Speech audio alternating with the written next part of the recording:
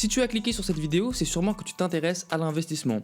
Peut-être que tu as envie de te lancer, peut-être que tu hésites, peut-être que tu as peur de perdre ton argent et c'est tout à fait normal. Néanmoins, tu es tombé sur la bonne vidéo car aujourd'hui, je vais te démontrer par A plus B pourquoi tu dois absolument commencer à investir ton argent en 2025. Et à la fin de la vidéo, on verra même les différentes solutions qui s'offrent à toi pour commencer à investir dès maintenant.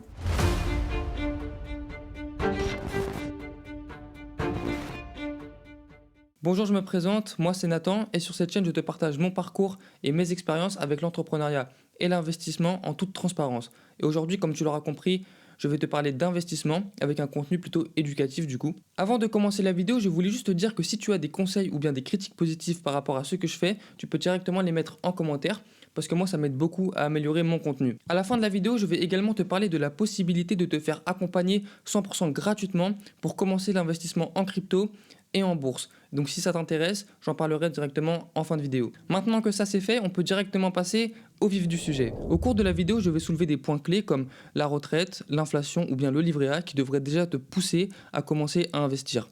Mais avant ça, j'aimerais quand même te parler de mon expérience, de qu'est-ce qui m'a poussé moi à me lancer dans l'investissement parce que je pense que certaines personnes pourraient se reconnaître dans ce que je vais dire. Toi par exemple qui regarde cette vidéo, je pense que tu as envie de réussir dans la vie comme finalement la majorité des personnes et c'est mon cas aussi. Mais je pense que cette réussite-là, elle vient aussi de par savoir gérer son argent et donc savoir l'investir. Je pense que savoir investir correctement, c'est une compétence clé de nos jours parce que ça nous permet de tout simplement prendre l'argent qu'on a durement gagné et de le faire travailler à notre place pour qu'il nous gagne encore de l'argent et donc ça fait un cercle vertueux. Et puis j'aime bien penser de cette manière. Prenons l'exemple de deux personnes, donc une personne qui gagne 1500 euros par mois et l'autre qui gagne 10 000 euros par mois. Eh bien, il n'y a pas de différence entre ces deux personnes-là si toutes les deux crament tout leur argent durant le mois. Parce que finalement, à la fin du mois, les deux personnes se retrouvent aussi pauvres l'une que l'autre. Alors que si la personne qui gagne 1500 euros par mois commence à investir petit à petit, même si son salaire il est drastiquement plus faible que la personne qui gagne 10 000 euros par mois, au fur et à mesure du temps, il va commencer à se constituer un capital, à se constituer un patrimoine, et il finira sûrement plus riche que la personne qui gagne 10 000 euros par mois mais qui crame tout son argent. Et finalement, cette personne-là qui gagne 1500 euros par mois, il sacrifie un plaisir présent mais court pour un plaisir plus long et plus intense mais futur. Et personnellement, c'est ça qui m'a poussé à me lancer dans l'investissement, d'abord en crypto et puis ensuite en bourse, c'est de vouloir me construire un bel avenir, de vouloir me construire un patrimoine et de faire travailler mon argent pour moi. Et finalement, si toi aussi tu souhaites réussir financièrement dans la vie, je pense que passer par l'investissement, c'est quelque chose d'obligatoire. D'ailleurs, si après avoir visionné cette vidéo, tu as envie de commencer à investir, je sortirai la semaine prochaine un guide complet pour débutants pour commencer à investir. Donc je t'invite à t'abonner directement pour ne pas rater la vidéo de la semaine prochaine. Donc je vais maintenant te parler de l'inflation et du livret A. Donc je pense que tout le monde peut plus ou moins voir les impacts de l'inflation sur nos vies. On peut voir que le coût de l'énergie, il a augmenté, le coût pour tout simplement se nourrir, ça a augmenté, le coût des activités, bref, le coût de la vie en général a très fortement augmenté. Et donc pour illustrer ça, on a ce graphique-là qui est un graphique qui a été émis par l'INSEE, donc une source très fiable. Et on peut voir que globalement, les prix ont drastiquement augmenté. Donc on va exclure le tabac parce que ça c'est aussi majoritairement dû à des taxes. Mais sinon on peut voir que le coût de l'énergie il a très fortement augmenté. Pareil pour le coût des denrées alimentaires et également le coût des services. Donc finalement tout ce qu'on peut acheter avec notre argent, le prix il a augmenté. Et donc ça veut dire que notre argent a de moins en moins de valeur et on peut acheter de moins en moins de choses avec notre argent. On peut également voir ça avec ce graphique là qui est du coup l'indice baguette, on l'appelle comme ça, bon, c'est juste un indice en gros qui montre à quel point les prix augmentent et à quel point notre argent se dévalue. Et donc on peut voir qu'il y a une grosse évolution du prix des baguettes du coup en France, passant de à peu près 10 centimes en 1970 à un peu moins de 1 euro en 2022.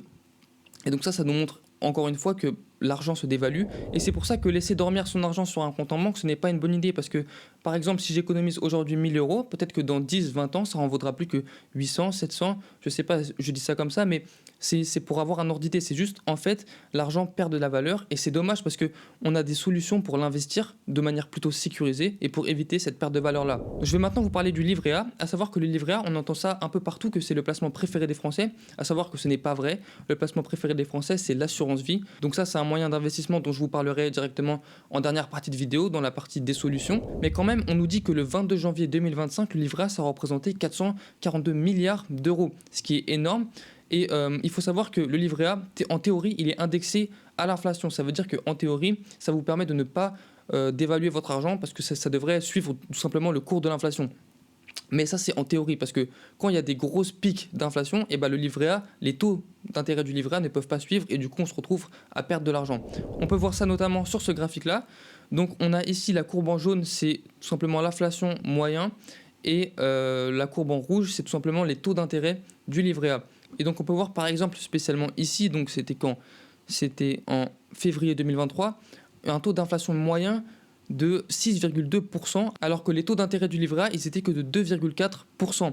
Et donc ça, c'est une différence énorme, et ça veut tout simplement dire que en mettant votre argent sur le livret A à cette période-là, vous avez tout simplement perdu de l'argent.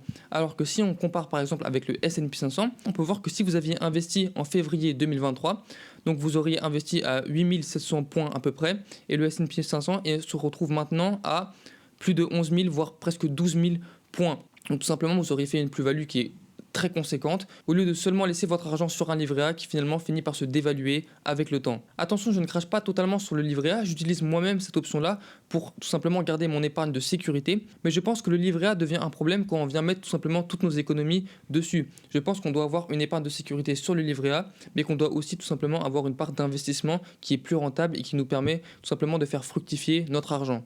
À savoir que les prévisions pour le rendement réel du livret A en 2025, elles sont de 0,5%. Le rendement réel, c'est tout simplement le rendement moins l'inflation. Donc ça veut dire qu'en mettant notre argent sur un livret A, il ne sera pas dévalué en 2025. Mais je pense que c'est quand même dommage de faire seulement ça, parce que, comme je l'ai dit avant, on a des moyens qui sont plutôt sécurisés d'investir notre argent et qui nous permettent de générer des rendements conséquents. Donc je vais maintenant vous parler des retraites, et pour ça on va regarder directement ce graphique là qui est encore un graphique qui a été émis par l'INSEE. Donc ce graphique là, il nous montre le ratio entre le nombre de cotisants et le nombre de retraités.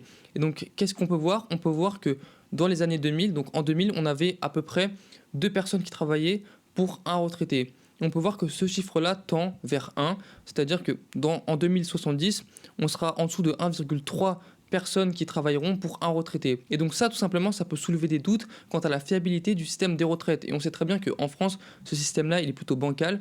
Et du coup, pour avoir une retraite paisible et éviter d'être dans la précarité, c'est bien de prendre son avenir en main dès maintenant et commencer à gérer ses finances, son capital, son argent, etc. On a aussi ce graphique-là qui est intéressant, et ça nous montre tout simplement combien d'argent on va recevoir pour notre retraite en fonction de notre poste dans le passé. Donc on peut voir que par exemple pour les cadres, ils vont recevoir seulement 50% de leur ancienne paye, et du coup pour les non-cadres ça va être 70%, etc., etc. Mais donc ce qu'il faut retenir, c'est que finalement, au moment de notre retraite, on va avoir beaucoup moins d'argent que ce qu'on était habitué à avoir. Et donc, si par exemple, on veut garder le même train de vie qu'on avait avant d'être à la retraite, ça va être compliqué, ça va même peut-être être impossible. Et personnellement, je pense que c'est dommage d'avoir travaillé toute sa vie pour ne même pas pouvoir profiter après ça. Et du coup, l'investissement, c'est quelque chose qui peut nous permettre de pallier ce problème. On se retrouve maintenant sur la dernière partie de la vidéo où je vais te présenter les solutions pour commencer à investir ton argent. Et donc, pour ça, j'ai préparé un petit Excel avec les différents placements d'épargne, donc les plus importants. Je n'ai sûrement oublié quelques-uns, mais ça regroupe les plus importants. Et donc, on commence directement avec les actions et les ETF, donc plus communément la bourse. Et donc qu'est-ce que c'est? C'est tout simplement un investissement dans les entreprises ou les groupes d'entreprises, donc ça c'est pour les ETF. Et donc on va détenir une part de ou des entreprises dans lesquelles on a investi. Donc ce qui est bien avec l'investissement en bourse, c'est que c'est très accessible. Au niveau de la rentabilité, c'est variable, mais on peut en général aller chercher entre 8 et 10% par an. Les risques sont moyens, après ça dépend de comment tu fais ça, si tu t'es bien renseigné avant ou pas. Si tu fais ça n'importe comment, c'est sûr que tu vas prendre beaucoup de risques, mais généralement les risques sont plutôt moyens. Et au niveau de la corrélation, on a une corrélation positive avec les marchés des cryptos et une forte corrélation négative avec les obligations et une corrélation négative mais moins forte avec l'or. Et donc une corrélation positive, qu'est-ce que c'est? Ça veut dire là par exemple que lorsque le marché boursier va augmenter, et ben le marché des cryptos va augmenter également. On peut voir notamment une très forte corrélation positive entre le Bitcoin et le S&P 500. Ça veut dire que lorsque le S&P 500 va être en train d'augmenter, le Bitcoin va augmenter aussi. Donc ensuite on a les cryptos. Donc c'est des actifs / monnaie numérique. Donc pourquoi je mets actifs / monnaie? Parce qu'on dit souvent que les cryptos ce sont des crypto-monnaies, ce qui n'est pas vrai, c'est un abus de langage. Bitcoin par exemple est une monnaie parce qu'elle coche les 3 fonctions qui catégorisent les monnaies.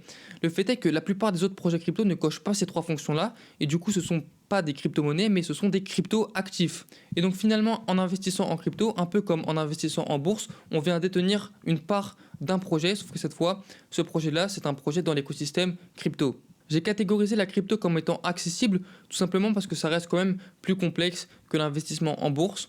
Et donc au niveau de la rentabilité, c'est très variable. Vous pouvez perdre beaucoup d'argent comme également gagner beaucoup d'argent. Mais si c'est bien géré, les rendements ils peuvent être très élevés. Donc pour les risques, bien sûr, c'est un marché qui est très risqué, donc j'ai mis risque élevé. Pour la corrélation, du coup, comme je l'ai dit juste avant, on a une corrélation positive avec le marché des actions, et du coup, logiquement, comme pour le marché des actions, on aura une corrélation négative avec les obligations et l'or. On passe maintenant aux obligations. Donc qu'est-ce que c'est? C'est tout simplement le fait de venir prêter de l'argent à une entreprise ou alors à un gouvernement en échange d'intérêts. J'ai catégorisé les obligations en tant que accessibles parce que je pense que ça reste quand même plus dur de se lancer là-dedans que de se lancer dans la bourse. Et donc au niveau de la rentabilité et des risques, j'ai mis que c'était pour les deux faibles, à savoir que ça peut quand même dépendre parce que les obligations c'est classé en fonction du taux de risque. Ça veut dire que si par exemple tu vas prêter ton argent à une start-up qui vient juste de se lancer, c'est très risqué et peut-être que la start-up demain va faire faillite et du coup tu vas perdre ton investissement. Et donc les obligations elles sont classées par des organismes et plus l'obligation est risquée, plus les intérêts versés seront conséquents. Mais ça reste quand même généralement un investissement à faible risque et à faible rentabilité et c'est souvent quelque chose qu'on vient utiliser pour limiter notre risque global. Donc pour la corrélation, on a une corrélation négative avec la bourse et les cryptos, on a une corrélation positive avec les taux d'intérêt. Ça veut dire que si les taux d'intérêt augmentent, les taux d'intérêt des obligations augmentent également et du coup ça devient plus rentable pour nous d'investir dedans. Et donc on passe maintenant à l'assurance vie qui est le placement d'épargne préféré des Français. Et donc, qu'est-ce que c'est? C'est une enveloppe fiscale permettant d'investir dans plusieurs actifs, donc fonds en euros, actions, immobilier, etc. Et donc, c'est un moyen d'investissement qui est très flexible avec des avantages importants par rapport aux taxes. Donc, pour faire simple, dans l'assurance vie, vous pouvez mettre à peu près tout et n'importe quoi. Donc, par exemple, si tu veux investir dans l'immobilier, tu peux investir via l'assurance vie dans des SCPI, tu peux investir également dans des ETF. Si tu as envie, tu peux faire un mix d'à peu près tout ce que tu veux. Et donc à la fin, après 8 ans, tu as des avantages par rapport aux taxes qui sont quand même conséquents. Après avoir bloqué ton capital pendant 8 ans dans ton assurance vie, tu vas tout simplement avoir une réduction d'impôt qui va passer de 30% à 24,7%. Mais tu as aussi un abattement annuel de 4 600 € si tu es tout seul ou de 9 200 € pour un couple. Et donc ça, c'est de l'argent que tu pourras retirer de ton assurance vie. Donc ça, c'est des gains que tu pourras retirer de ton assurance vie sans payer aucun impôt dessus. Et donc pouvoir bénéficier de 10 000 € comme ça net d'impôt, ça peut quand même représenter un très bon complément de retraite. À savoir qu'il y a aussi des gros avantages par rapport à l'assurance vie au niveau des successions. Et donc finalement l'immobilier qui est une classe d'actifs qui m'intéresse beaucoup et dans lesquels j'aimerais beaucoup investir dans le futur. Donc c'est tout simplement l'achat d'un bien immobilier pour une location courte durée ou bien longue durée ou de l'achat-revente ou bien on peut même acheter des parts d'immobilier entre guillemets via des systèmes comme des SCPI. Et donc l'immobilier ça reste quand même très difficilement accessible parce que ça coûte cher et on a besoin quand même de connaissances tout simplement pour calculer la rentabilité des biens, etc. Au niveau de la rentabilité, elle est faible, généralement entre 3 et 6%, mais on a quand même la possibilité de faire une plus-value sur le bien. On a également l'effet de levier grâce au prêt à la banque qui nous permet de faire grandir notre patrimoine beaucoup plus vite que normalement. Et on a également la possibilité d'avoir des revenus passifs une fois que le crédit a été remboursé. Donc au niveau du risque, j'ai catégorisé ça comme un risque moyen élevé, tout simplement parce que tu prends la majorité des risques au moment où tu achètes le bien, parce que si tu te trompes en choisissant le bien que tu vas acheter, peut-être que tu vas te retrouver à tout simplement devoir rembourser le crédit avec ton propre salaire si tu avais mal calculé par exemple ce que ça allait te rapporter en comparant avec les coûts. Finalement, au niveau de la corrélation, on peut juste noter une corrélation négative avec les taux d'intérêt, ce qui est logique. Si les taux d'intérêt montent, ça coûte plus cher de faire un crédit et du coup c'est moins rentable d'investir en immobilier. On arrive déjà à la fin de la vidéo, mais avant ça je voulais te parler du projet que je suis en train de lancer pour le mois qui arrive. C'est tout simplement un projet d'accompagner des personnes pour se lancer dans l'investissement, donc l'investissement en bourse et l'investissement en crypto. Et cet accompagnement sera complètement gratuit. Donc si tu es intéressé pour te lancer dans l'investissement avec mon aide, je t'invite à remplir directement le formulaire en description et je te contacterai si ton profil a été retenu. En tout cas, j'espère que la vidéo vous aura plu, qu'elle vous aura même peut-être à votre tour incité à vous lancer dans l'investissement. Si c'était le cas, n'hésite pas à liker cette vidéo et à t'abonner pour ne pas rater les prochaines vidéos sur ce contenu et sur l'investissement en général.